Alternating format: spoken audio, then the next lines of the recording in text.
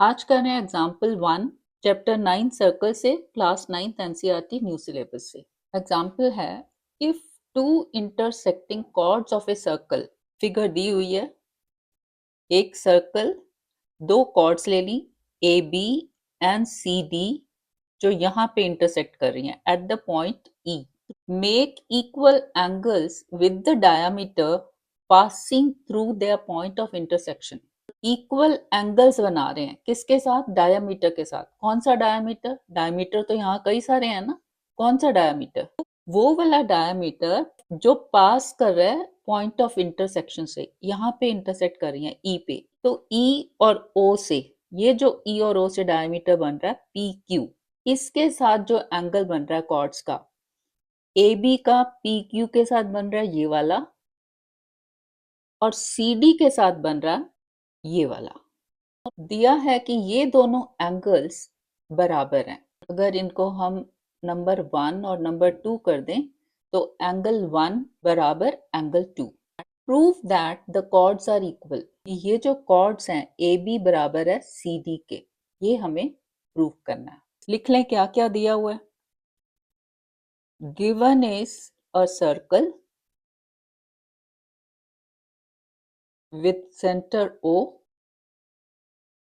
chords A, B and C, D intersect at E and angle 1, पूरा नाम लिख लेते हैं, AEQ बराबर 2K मीन्स DEQ। AEQ बराबर DEQ, बस इतना ही दिया। Prove that chords are equal. To prove that AB is equal to CD। अब हम ट्राइंगल्स के चैप्टर में पढ़ते आए हैं कि जो मुझे प्रूव करने हैं लाइन सेगमेंट्स, जैसे ये ए बी एक लाइन सेगमेंट ही तो हुआ, और सी डी, कि हम दो ट्राइंगल्स ऐसे ढूंढ लें जिनमें ये पार्ट्स हों, कॉरेस्पॉन्डिंग पार्ट्स। बट यहाँ पे ए बी और सी डी के साथ कौन सा ट्राइंगल बनाए, और ऐसा ट्राइंगल जिसमें ये सब भी यूज हो। ये जो हमें दिया हुआ है कि angle 1 is equal to angle 2, और ये यहाँ हिंट है कि यहाँ से ओ से परपेंडिकुलर ड्रॉ किया हुआ है, तभी ये एंगल दिखाया कि 90 है। तो यहाँ पे कुछ और अप्लाई करना पड़ेगा। क्या? देखो, हमने लेटेस्ट थ्योरम क्या की है, 9.6। 9.6 कहती है chords equidistant from the center of circle are equal in length। कब chords इक्वल हैं? जब उनका डिस्टेंस सेंटर से बराबर है। यानी कि ये सेंटर से ए बी का डिस्टेंस, ये वाला ओ एल, और सेंटर से सी डी का डिस्टेंस यानी कि ओ एम, अगर ओ एल बराबर हो जाए ओ एम के, तो प्रूव हो जाएगा कि दोनों कॉर्ड्स बराबर हैं। यानी कि अगर मैं शो कर पाऊं कि ओ एल बराबर ओ एम, तो दोनों कॉर्ड्स बराबर हो जाएंगी, ए बी बराबर सी डी। अब यहाँ पे हमें नजर आ रहा है ये ओ एल इस ट्राइंगल का पार्ट है, एल ई ओ। यहाँ पे मुझे दो ट्राइंगल्स नजर आ रहे हैं, ये वाला एल ई ओ और एम ई ओ, जिसमें ओ एल और ओ एम दोनों कॉरेस्पॉन्डिंग साइड्स हैं। इसको रब कर देती हूँ। अब देखो यहाँ पे तो फिगर बनी हुई है, अदरवाइज हमने खुद से बनानी है। खुद से बनाएंगे तो ये कंस्ट्रक्शन हमें लिखनी पड़ेगी। इस सेंटर से मैंने परपेंडिकुलर ड्रॉ किया ए बी के ऊपर। सेंटर से जो हम परपेंडिकुलर ड्रॉ करते हैं कॉर्ड पर, वो डिस्टेंस होता है कॉर्ड का सेंटर से। तो प्रूफ में सबसे पहले लिखेंगे construction, draw perpendicular from O to chord A B and to C D. ठीक है, इससे मुझे मिल जाएगा कि यहाँ पे जो एंगल बन रहा है ये 90 है, तो इस साइड वाला भी 90। हमें ट्राइंगल के अंदर वाला चाहिए होगा ना प्रूफ करने के लिए, यानी कि एंगल ओ एल ई बराबर 90, और इस वाले ट्राइंगल में एम ई ओ में ओ एम ई इज 90। इसको लिख दो, विच इम्प्लाइज, जब हमने कंस्ट्रक्शन ऐसी की कि परपेंडिकुलर ड्रॉ किया है, तो उससे हमें मिल गया कि ये दोनों एंगल्स 90 हैं। तो यहाँ पे भी हम छोटा सा 90 बना देते हैं, ये एल पे भी और ये एम पे भी। दोनों ट्राइंगल्स हैं L E O and MEO। देखो E और O तो कॉमन पॉइंट्स हो गए, L को कॉरेस्पॉन्ड कर रहा है M। कि हमने O से परपेंडिकुलर ड्रॉ किया AB के ऊपर जो L पे इंटरसेक्ट कर रहा है, और यहाँ पे OM M पे इंटरसेक्ट कर रहा है CD को, तो L को कॉरेस्पॉन्ड करेगा M। तो ये दो ट्राइंगल्स हो गए LEO एंड MEO। इनको हम प्रूव करने की कोशिश करते हैं कि ये दोनों कॉन्ग्रुएंट है। उसके बाद हमें CPCT से मिलेगा कि OL इक्वल टू OM। बस फिर थ्योरम 9.6 अप्लाई करके AB is equal to CD। अब इस ट्राइंगल में है राइट एंगल। जब भी ट्राइंगल्स में राइट एंगल होगा तो सबसे पहले हमने देखना है क्या RHS अप्लाई हो रहा है। R for right angle, H for hypotenuse, S for any side. Right angle तो हमें मिल गया एक। हाइपोटेन्यूज ये राइट एंगल के सामने वाला EO, ये जो L पे बन रहा है उसके सामने EO, जो M पे बन रहा है उसके सामने भी EO, यानी कि एक हाइपोटेन्यूज भी मिल गया। अब चाहिए हमें एक side, any one side.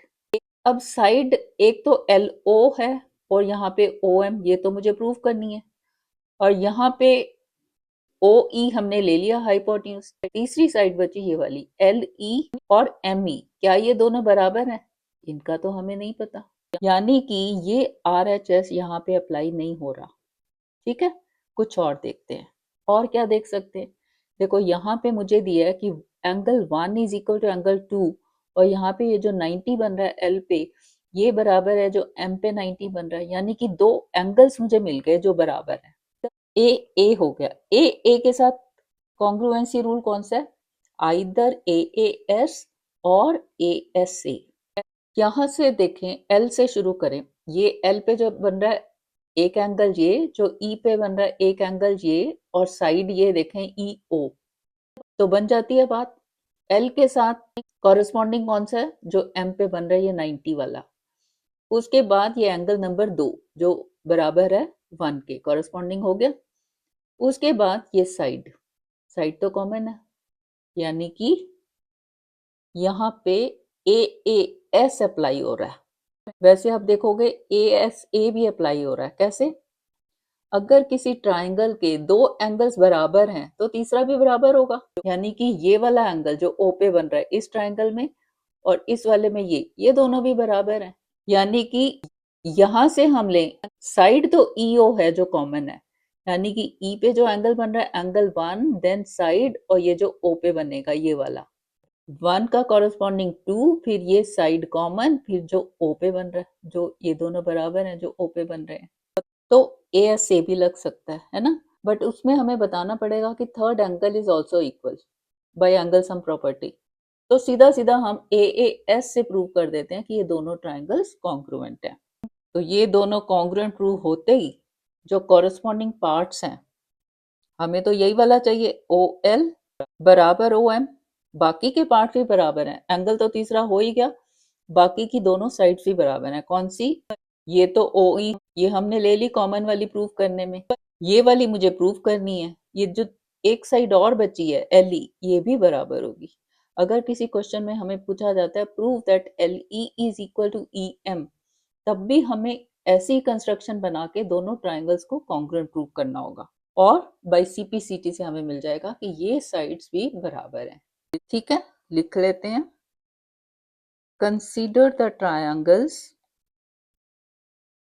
LEO, ये लिखे हुए हमने, and MEO, LEO and MEO। अब हमने कॉन्ग्रुएंसी रूल लगाया है AAS।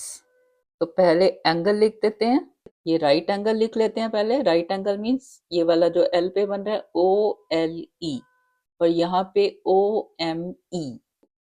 OLE is equal to OME, दोनों ही 90 डिग्रीज हैं बाय कंस्ट्रक्शन।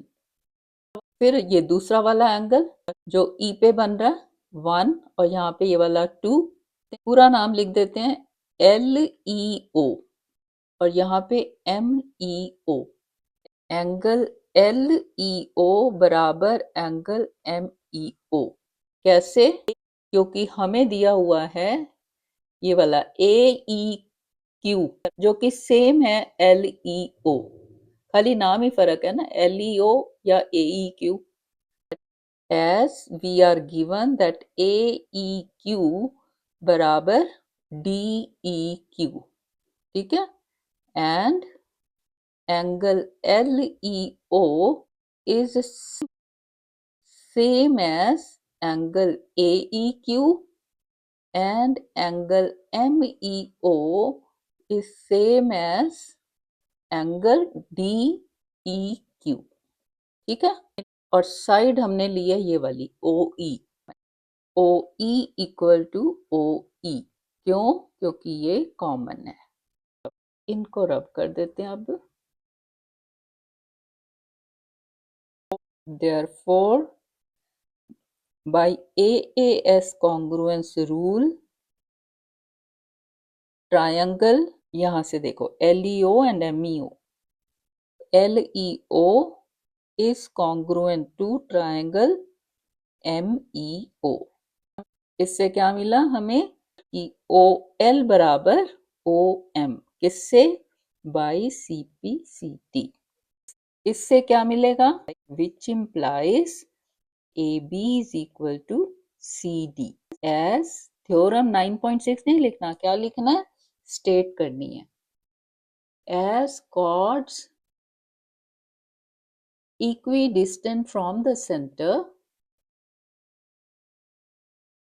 are equal, ठीक है, यही हमें प्रूफ करना था। AB is equal to CD, ठीक है। अगली वीडियो में करते हैं exercise. Thank you, thanks for watching.